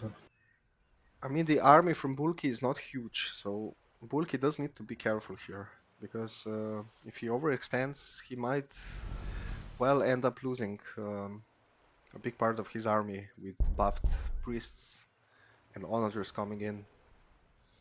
And that Toon Rider is gonna be the decider, I think, because 3 priests loaded up into an assault transport can wreak quite a bit of havoc in this situation. But yeah, he is heavily dependent on the not canticles, the chant to deal real damage to the Necron units, which is the downside of priests, thankfully. Because if they could do what they do on chant turn, every turn they would be quite broken. What's the cooldown on agree. the chance? 3 turns.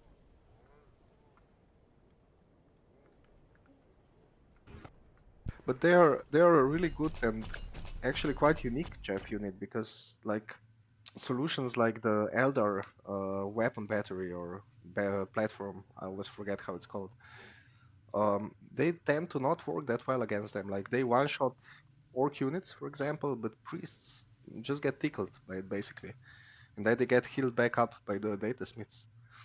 So priests, in my experience, do require you to get a little bit more creative than usual with removing Jeff. I mean, can they? I don't see this very often, but the Wave Serpent Shield makes your movement 1, and that boosts the damage of the Vol support battery. And I just don't see that combination used very often. I don't think I understood which combination. So the Vol's Wrath support battery does more damage to units when they have lower when they movement. have moved, yeah.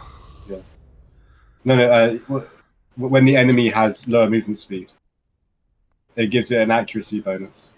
So if you use the Serpent Shield from the Wave Serpent, it has the Strike Down feature, which makes most infantry units movement 1, which boosts the damage of the support battery against them.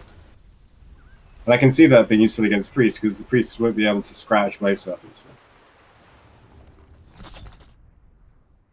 Yeah, what is Thentox referring to is that the artillery from Eldar faction has the trait monofilament, and the slower his unit, the more damage you deal to this unit. And Wave Serpent shield slows infantry.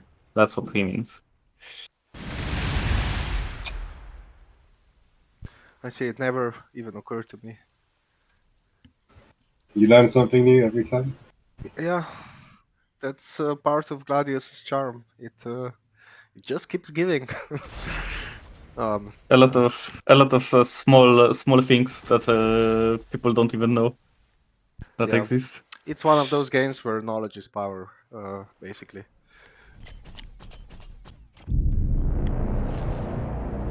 Oh, the Umbras leave, thank goodness, for Admech.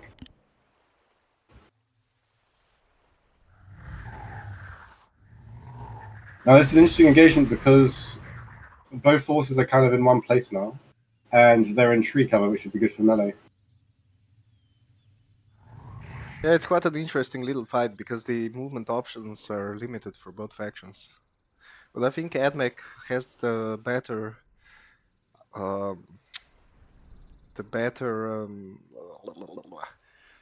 fucking English, man.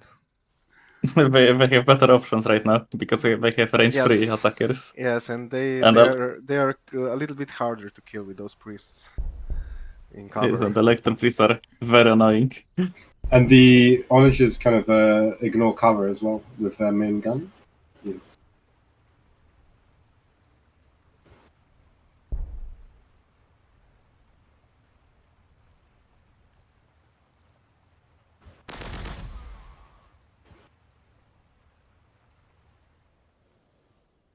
We can see the fight in the top side of the map between one Elector priest and one Necron. They keep hitting each other for, I think, third turn right now. Yeah, but with that data smith in the back, it was doomed for the Necron for the start.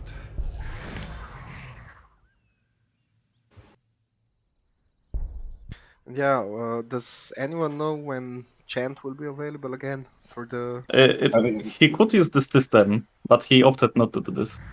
I see. support units and wraiths, match made in heaven. Yeah, that's why Wraiths are a good unit in this matchup. Like, losing Data Smiths hurts for Admech. Like, even though in this matchup with 4 Cloisters, replacing them will not be as hard as usual. But still, it's getting those kills is nice and it's important. Especially against Electro Priest spam. Because you will rarely be able to kill a lot of units in one turn, you have to finish them over multiple turns, and that's just not possible if the Admech player keeps healing them.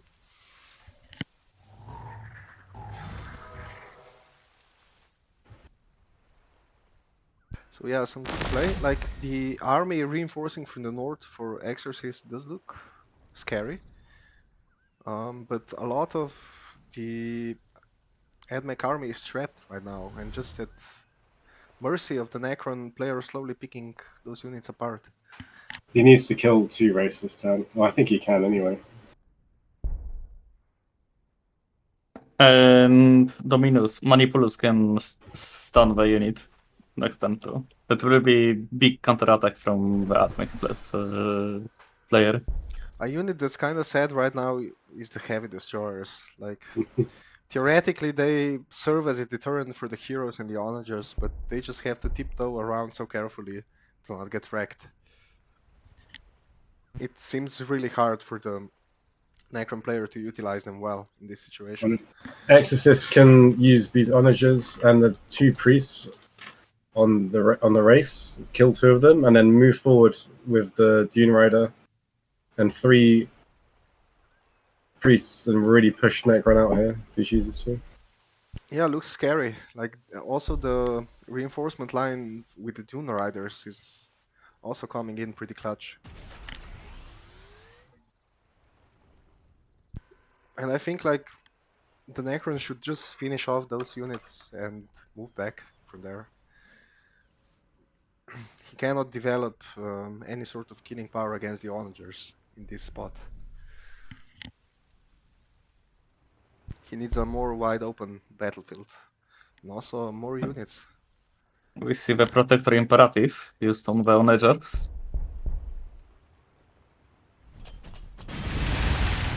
One wraith down. Now, will he opt to put this onager on the right to get out of range of heavy destroyers and kill it from range 2, maybe on 16-12 or something? And yeah, you can see, like, onager from range 3 just almost kills the heavy destroyer. And when they get the range down, I think it's an almost one shot on white morale. Like, in the open it should be one shot. So it's just it's rough for the Necron. He has to rely on the melee units to actually kill those onagers, but the priests are there to make that as hard as possible. Looks like another dead wraith. Assuming he uses the Manipulus as well. Or maybe not. Can he use Protector Imperative and the Chant at the same time? Or yes, but he's out of influence. Oh, he could get. I think he has the kill. He has an onager and a Manipulus and a Electro Priest.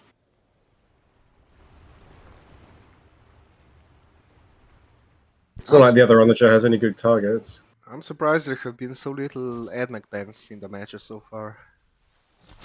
Honestly. I'm not saying that this game is down to, like, some sort of imbalance, far from it. We could see the Admech player pulling some good moves, but it's just a strong faction. It has a lot of good matchups. He didn't shoot, he ran out of time, he didn't shoot the onager. Kept the Overwatch off on.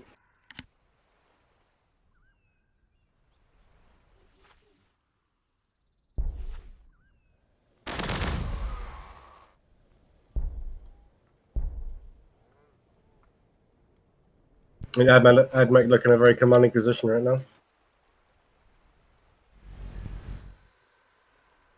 So he's going after Dune Rider? Looks that way. Seems he does feel he needs to commit here, and I do see the logic behind that, because what happens if you just retreat back to your cities? I think the next time you're gonna meet the Admech, you're gonna meet a organized army with priests in front, multiple onagers in the back, some priests loaded into transports, and I think BulkiVinkl just doesn't want to see that. I mean, is the Dune Rider, now that it's on the front line, particularly important to kill? I think It's not it like was he can kill anything else. more about utilizing those heavy destroyers to do something at least. And they do present a target to the onagers, which means the onagers won't be shooting at something else. But looks like a little bit of a conundrum for the Necron. There's only this 2 model Electric can die in this turn, I think. No, Necron can probably kill 2 of them this turn. But the... Ooh, Ouch. that hurts. Does he have influence to heal? He does not. So even if he wanted to, he could not. And yeah, he's gonna be killing 2 priests. And damaging, okay, yeah. Opting to go for 1 priest, but cripple the rest as much as possible. But there is 1 healer still available, but not for that priest in that position, unless he gets rid of the raid and puts the data smith in a exposed spot.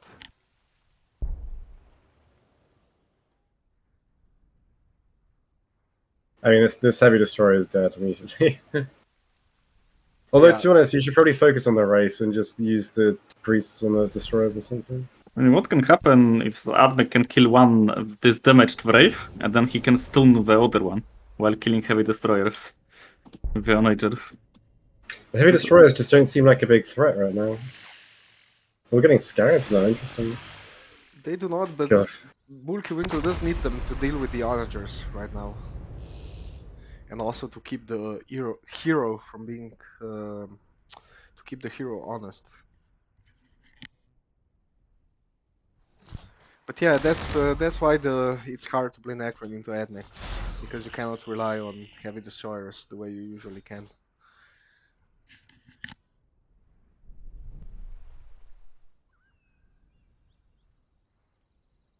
Luckily, those reinforcements are not in a position to take action this turn.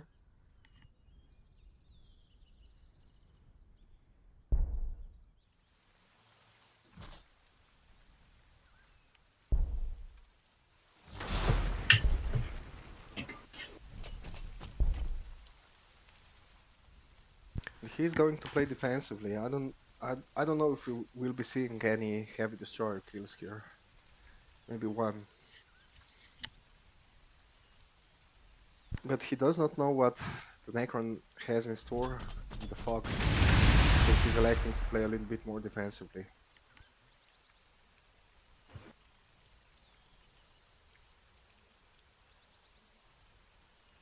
Probably just use the low HP, one of the low HP priests, or actually has to use them both to finish that raid.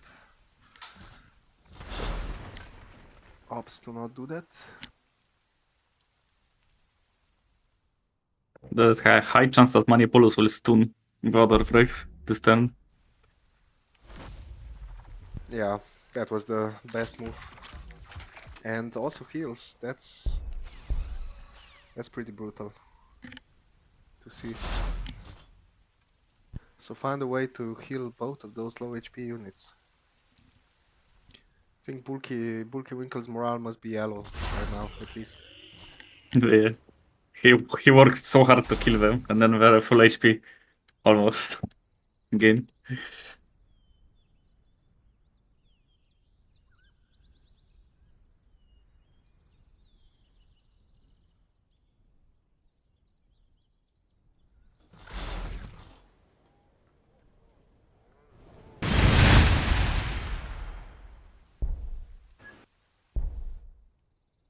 Electro Priests, very good at blocking. Yeah, in this position with healers in place, I don't see a way for BulkiVinkl to take this fight. I think he will have to retreat in this position.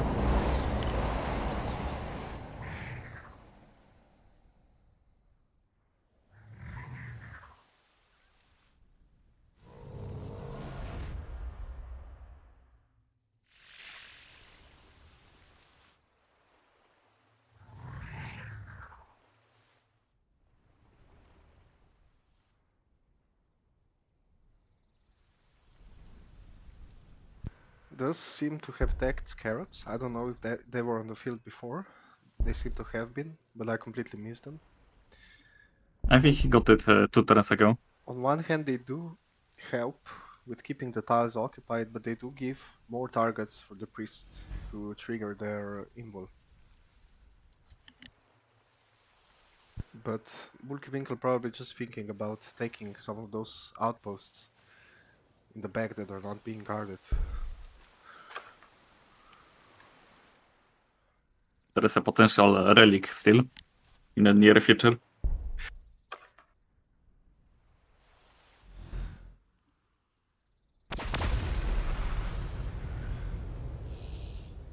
Moving the heavy destroyer on the water is interesting. If it wasn't for onagers, that would be a move that would work quite well, since it prevents the priests from attacking it. And painstakingly takes a priest kill.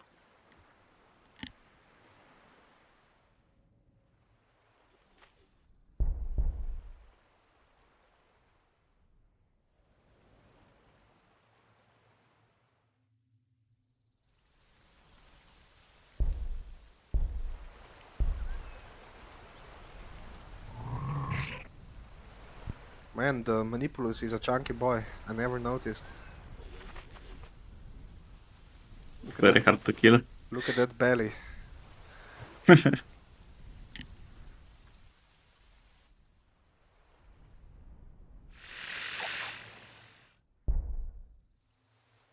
Extra arms on the belly to help manipulate more things.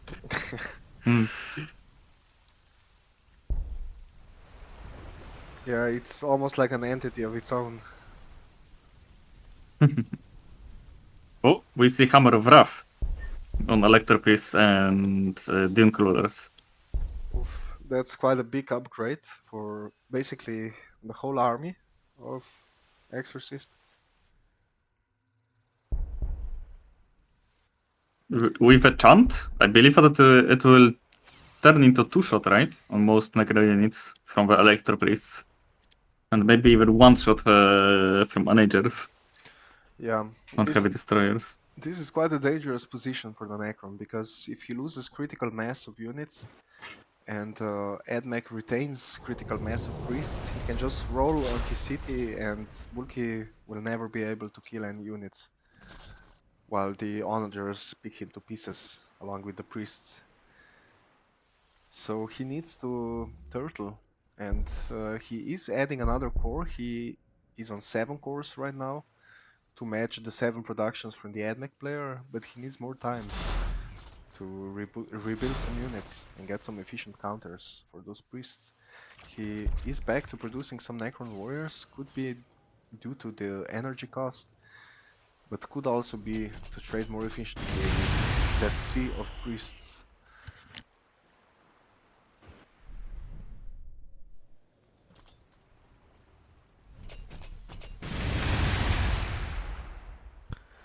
The cheeky heavy destroyer predictably goes down.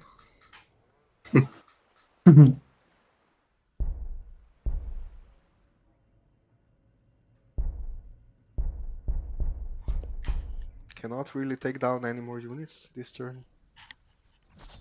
But I think he's happy with the outcome. The Admech player. There is a Necron Warrior kill too. Ugh, it's not looking good for Bulky right now. Yeah, the priests Oh, can just... brutal. Damn. The priests are just too much. They have just grinded down his line to pieces. And it does not look good indeed. The Admech is also at the junction where he has some critical techs up. He has the Orbital Strike, he has the Chant, has the There's Hammer, hammer now. has the Doctrine, or whatever it's It's called. very interesting. He didn't use this chant in what 7 turns, I believe, right now. He's saving influence. No, he's not. He's out of influence. Yeah, and he probably also couldn't actually finish any more units, even if he used it, due to the limited space. But yeah, I like, agree. I think the turning point was when Exarsist healed those 2 units that were low HP and trapped down below. If those 2 units were gone, that are pinged right now, the army would still look scary, but a little bit less so. Up until that point, it looked very much like Necron was still in the game, but right now it's looking a little bit tough for Bulky. And this is the last match of the preliminaries, so the winner of this match will square up against Deimos, who won match 3, while the loser of this match will be up against Colosseum, the loser of match 3. So right now, it does look like it will be Exorcist versus Deimos and BulkiVinkl versus Colosseum, but we'll see if the Necron still manages to cook something up. But I think, like, from the beginning of the game, this game was a little bit rough for him. Like, even without the early troubles, like beginning with the matchup, the Losing Necron Warriors. and also that, yeah, and then the eco issues, but just the cards were kind of stacked against him.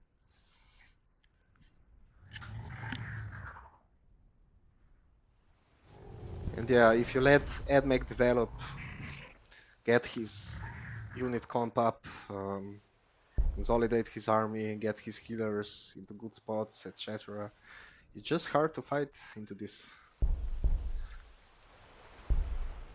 A lot of things going on for the Admech army, or rather in favor of it. Strong points. I never knew that Necron is struggling with invul units so hard. That it is very hard for them to remove any unit. Yeah, it's also very hard to fight the Sacrosancts versus Sisters. Like, when you get Praetorians, those are the first unit that can actually take down units semi-efficiently, but they usually also get taken down quite fast. So it's overall, yeah, it's a struggle.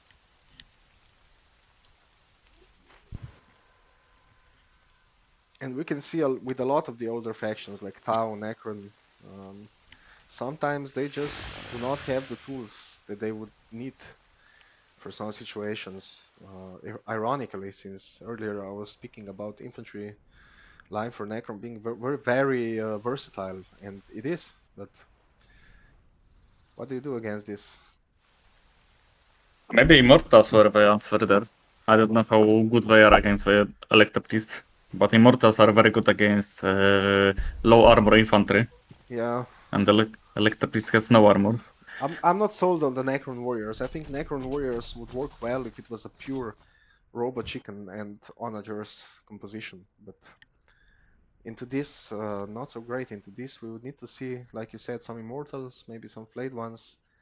Raids were a good decision to pick off the Data Smiths, but yeah, it was just not But enough. the problem is that you are trading Brave for the Engineer, and Brave is more costly. Yeah, I mean, it's fine as long as you're making things happen on other parts of the fight. But if that's all you're doing, training raids for Data Smiths, yeah, that's gonna go downhill.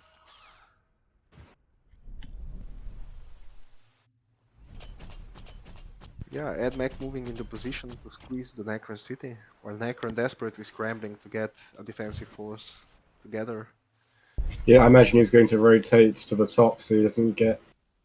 It's very awkward terrain with this cliff on the right, and he'll have reinforcements coming from the south. So he probably just wants to use his range advantage and occupy 4 hexes on the north side to just assault the city. I mean, he does see the reinforcements coming in for the Necron, so I think he wants to hold that spot with some Data Smiths behind healing and delay the reinforcements, since he can always just ferry more priests with the Dune Rider. He's producing another Dune Rider because The one that BulkiVinkl killed has slowed him down a little bit. So I would say that that was a good pickup from BulkiVinkl.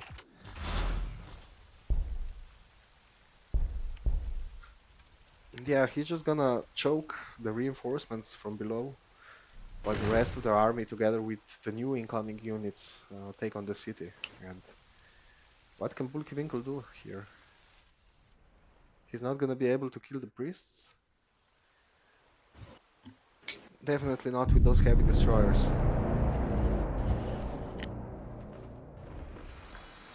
I think for the Necron to win, Admech has to misplay right now. It's very hard for Necron to do anything there.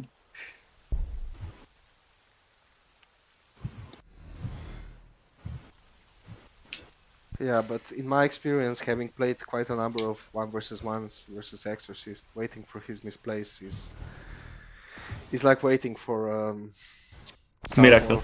Yeah, something like that. They do happen, but they are quite rare. He's a measured, calculated player.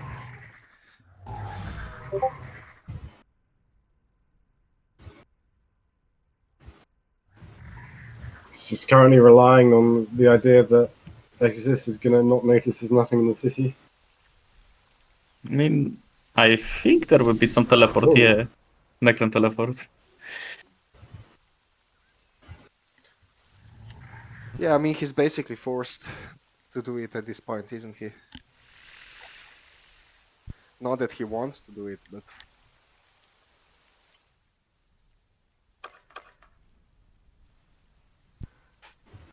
Remove your old pinks. Practice hygiene. Thank you. Sorry.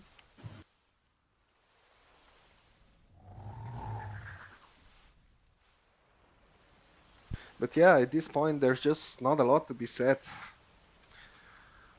BulkiVinkl did a fair attempt. You can see his experience coming through, while in this bad situation, he's still getting some pickups, like the data smith on the left. But it's just a hard position to be in after losing such a decisive fight. Like I said, he really needed to kill some of those units to be in a better spot to beat this back.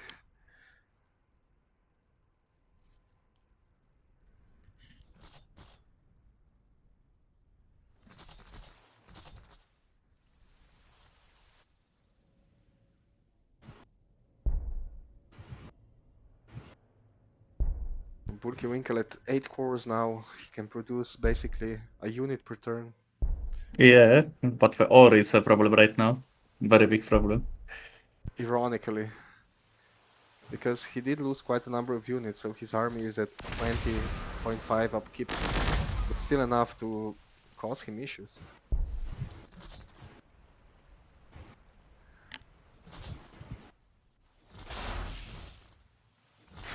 But I guess those issues won't last long.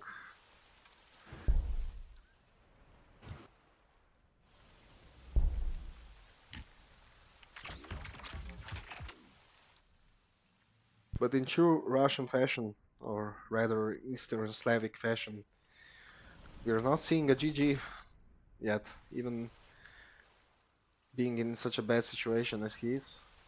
He's still giving it his all, trying to talk his way back into the game.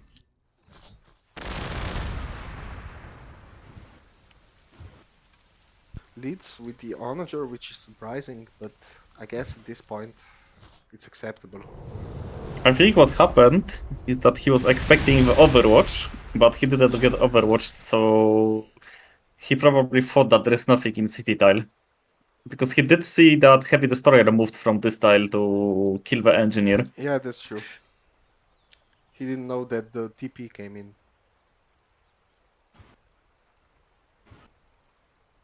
Sadly for the BulkiVinkl, how do I pronounce this? Oh, I am sorry. BulkiVinkl. Probably. The problem is that this onager is in the hole and the city cannot target it. So it's very hard for the Necron to kill this. One of those holes you love so much. Yes. The terrain is sometimes very hard to understand in this game. I'm going to refrain from making a misogynistic joke right now. Yeah, probably good thing. Yeah, elevation can be quite funky in this game. I mean, sometimes I think, oh, elevation is easy to understand, and then there are just random scenarios where I'm like, there's no way this unit can see this unit. Yeah, sometimes units are just blessed by the LOS gods.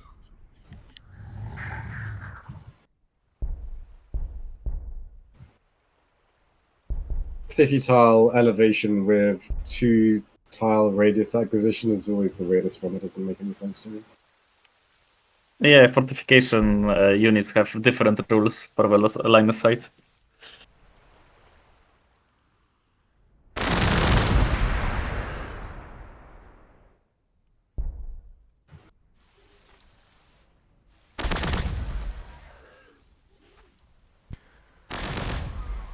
We'll be able to painstakingly take down a priest. But little does he know, more priests await. I think we will see the chant of Omnisaya next turn in action.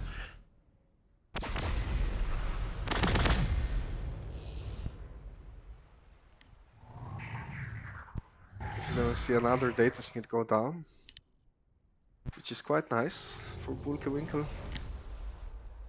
And we do see him have his unit count reduced with some good trades from BulkiVinkl, but will it be enough to beat this back?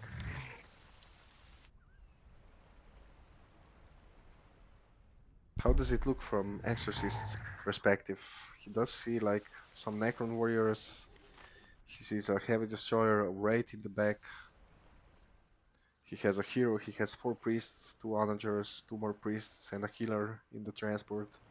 Well, this onager is actually looking kind of vulnerable right now. Yeah, but still, you keep going here if you're Admech, I think. You take some more trades. I think he just needs to pull his onagers back to range 2 or 3, kill the offending units. Bulky teleporting more warriors in, which is quite clutch at the moment for him.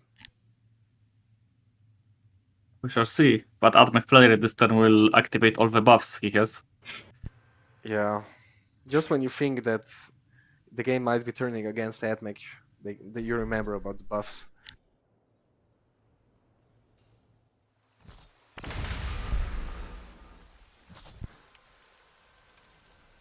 So yeah, Chant coming down. Exorcist definitely wants to keep going here. He can take some good trades. And he just needs to take down enough to prevent using more units. And he's got this lockdown. The hero in the city tile. Never It's good news. impossible to remove from the Necron. Unless he decides to leave, he's not going anywhere. And the transport comes in.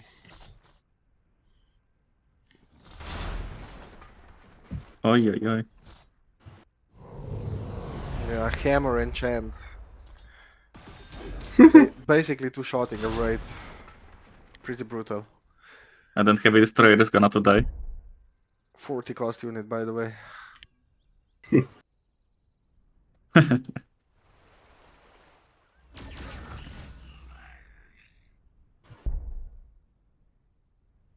But yeah, I mean,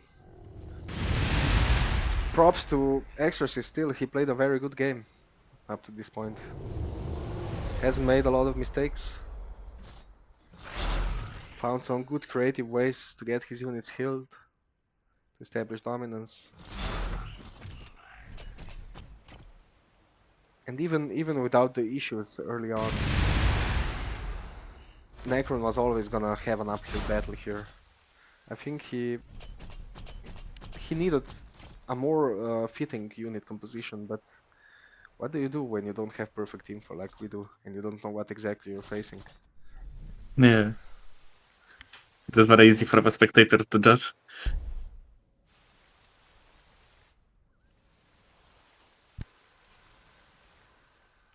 But yeah, like I said, I was expecting to see flayed ones. This is the last time I mentioned them, I swear. Like, If you look at the economy graph, it's looking very bad for the Necron. Even though Necron didn't lost any HP on the city. Or city. Just from losing outposts? Probably yes. What happened is probably Necron lost some outposts and then he lost the ore income from them. Yeah, I mean, he's been at negative 15 ore for a while, even though he's lost units. Despite having 3 ore buildings on a ore field, why is his ore so low? It's probably because of the pops. Because Necron grew a lot of pops, right? And those pops eat rocks too. yeah, and he did make advanced pop in his main, which was surprising, but he used Rapid Rise to catch up. And I don't think he mismanaged his eco or anything, at least not past the early game. I think it's just, like Lagger said, he lost a lot of outposts that he was relying on. This Onager being so far forward was... oh, he can't afford to repair the Necron to kill it. Oh my god, that is... I hope that was intensely calculated by Exarsist. I don't know if you can calculate something that tight in advance. Yeah, that was heartbreaking. Or that is heartbreaking. Sadly, that's the moment when you know that you lost the game. Yes. When you cannot kill this crucial unit. As I'd say, he could... And he's No, he can't thinking, he's trying to find a way, but there just isn't a way. Everything is blocked by the priests. I refuse to believe that Exodus calculated the damage on that Onager in advance. That's ridiculous. He doesn't know that... Oh no, he could see that he can't afford to repair, but he could have next time, you never know. But I will be honest, it probably didn't matter if this Onager died or not. It looked very bad for the Necron. Anyway.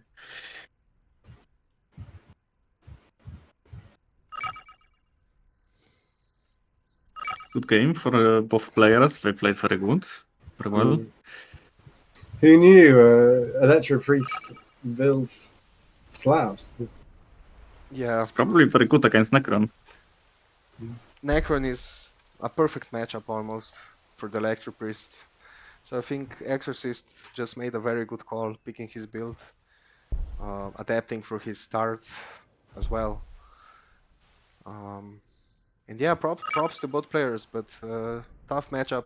And so today we saw some better moves from Exorcist, and he will go forward to face Damus in the quarterfinals, while BulkiVinkl will go to the loser brackets to face. Colosseum. Yeah, I wasn't expecting the game today. I'm a little bit wiped, but yeah, thank you for being with me. Thank you for watching, and hope you enjoyed it. See you next time. Remember to subscribe. Yes.